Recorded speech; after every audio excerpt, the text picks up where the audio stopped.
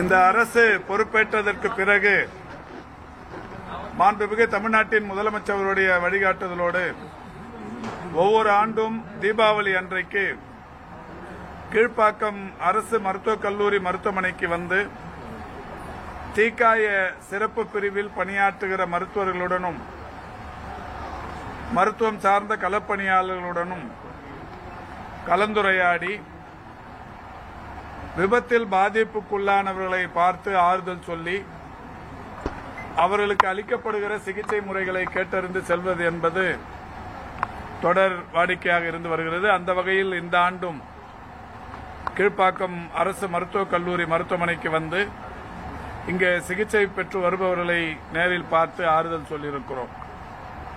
மாண்புமிகு தமிழ்நாட்டின் முதலமைச்சர் அவர்கள் ஒவ்வொரு தீபாவளிக்கு முன்னாலேயும் பட்டாசு வெடிப்பதினால் பாதுகாப்பற்ற முறைகளில் பட்டாசுகள் வெடிப்பதினால் ஏற்படுகிற பாதிப்புகள் குறித்து விழிப்புணர்வும் எடுக்கப்பட வேண்டிய முன்னெச்சரிக்கை நடவடிக்கைகள் குறித்தும் அரசின் பல்வேறு துறைகளின் சார்பில் எடுத்துரைக்க வேண்டும் என்றும் விழிப்புணர்வு நிகழ்ச்சிகளை நடத்திட வேண்டும் என்றும் அறிவுறுத்தியிருக்கிறார்கள். அந்த வகையில் ஒவ்வொரு ஆண்டும் காவல்துறை, தீயணைப்புத்துறை, மாசு கட்டுப்பாட்டு வாரியம் போன்ற பல்வேறு துறைகள் இதற்கான விழிப்புணர்வை ஏற்படுத்தி வருகிறது.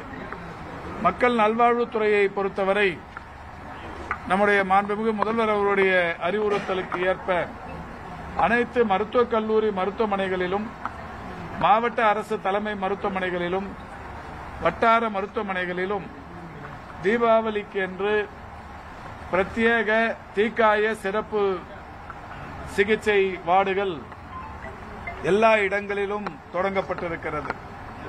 குறிப்பாக மருத்துவக் கல்லூரி மருத்துவமனைகள் 36லும் தலா 20 படுக்கைகள் வீதம் தீவிர சிகிச்சை பிரிவுக்கான தீக்காய பிரிவு வார்டுகள் தொடங்கப்பட்டிருக்கிறது. அந்த வகையில் கடந்த வாரம் நானும் நம்முடைய டிஎம்இ அவர்களும் இந்த கல்லூரியின் முதல்வர் அவர்களும் 20 படுக்கைகள் கொண்ட வெண்டிலேட்டர் வசதியுடன் கூடிய அந்த வார்டுகள் ஆண்களுக்கு என்று பெண்களுக்கு என்று தனித்தனியே 2 வார்டுகள் தொடங்கி வைத்தோம். நேற்றிலிருந்து தீபாவளி கொண்டாட்டங்கள் தமிழ்நாடு முழுவதிலும் தொடங்கி பட்டாசு வெடித்ததினால் ஏற்பட்ட விபத்துகளில் தமிழ்நாடு முழுவதிலும் சிகிச்சைக்காக மருத்துவமனைகளுக்கு வந்தவருடைய எண்ணிக்கை 89 பேர். 89ல் 41 பேர் சிகிச்சை பெற்று நலமுடன் இல்லம் திரும்பி இருக்கிறார்கள். ஒரு 48 பேர் இன்றைக்கு சிகிச்சை பெற்று வருகிறார்கள். இந்த 48 பேரில் ஒரு சிறிய அளவிலான அறுவை சிகிச்சை என்கின்ற வகையில் சிகிச்சை பெற்று வருபவர்கள் 8 பேர், ஒரு மிகச்சிறிய அளவிலான அறுவை சிகிச்சைகள் என்கின்ற வகையில் ஒரு 32 பேர்.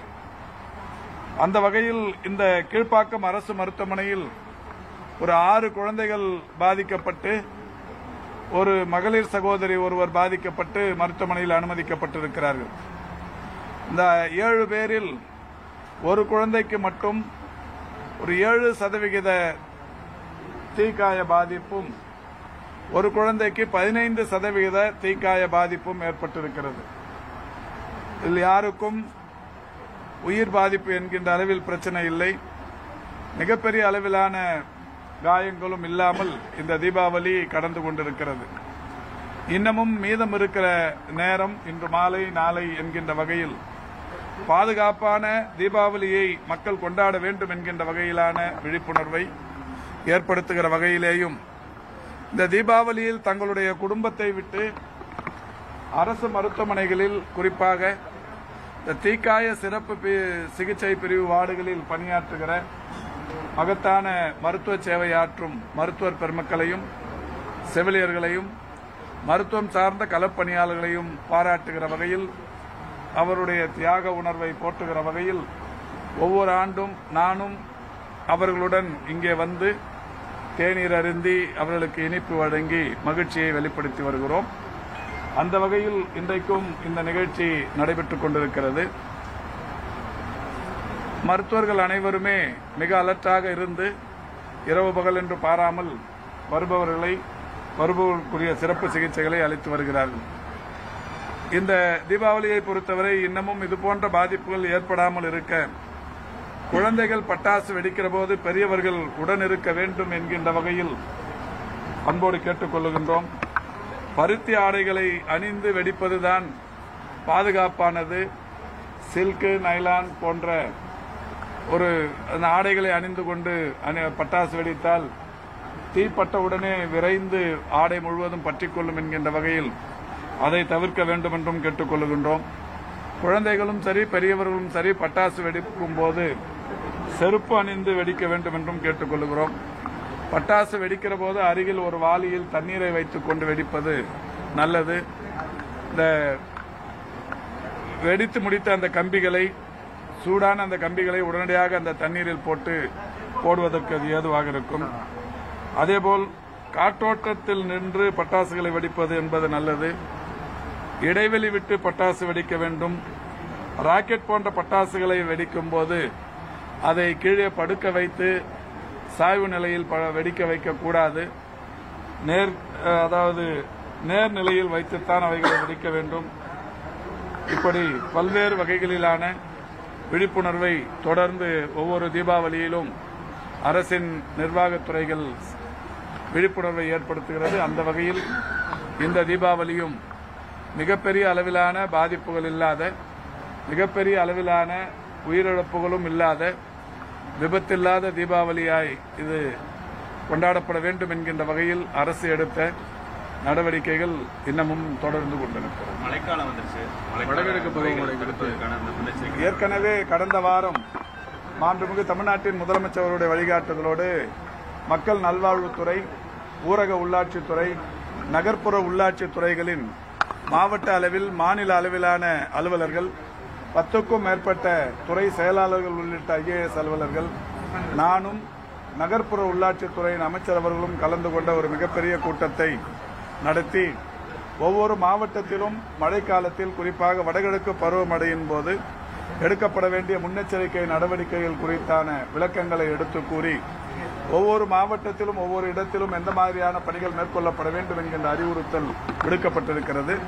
அந்தந்த மாவட்டங்களில் அந்தந்த மாவட்டங்களைச் சேர்ந்த இதுபோன்ற சேவைத்துறைகளைச் சேர்ந்த அலுவலர்கள் கூட்டங்களை நடத்தி பாதுகாப்பாக முன்னெச்சரிக்கை நடவடிக்கைகள் எடுத்திருக்கிறார்கள்.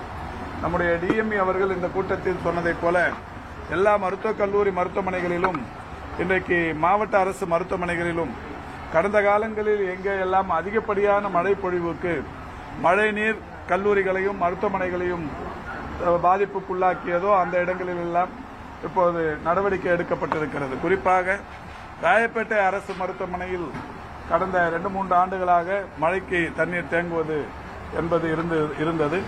அதற்கு காரணம் அங்கே ஒரு மெட்ரோ ரயில் பணி நடைபெற்றுக் கொண்டிருக்கிற காரணத்தினால் அங்கே ஏற்கனவே இருந்த மழைநீர் வடிகால் துண்டிக்கப்பட்ட நிலையில் அந்த மருத்துவமனைக்கு தண்ணீர் புகுவது இயல்பாக இருந்தது. இப்போது அது சரி செய்யப்பட்டிருக்கிறது.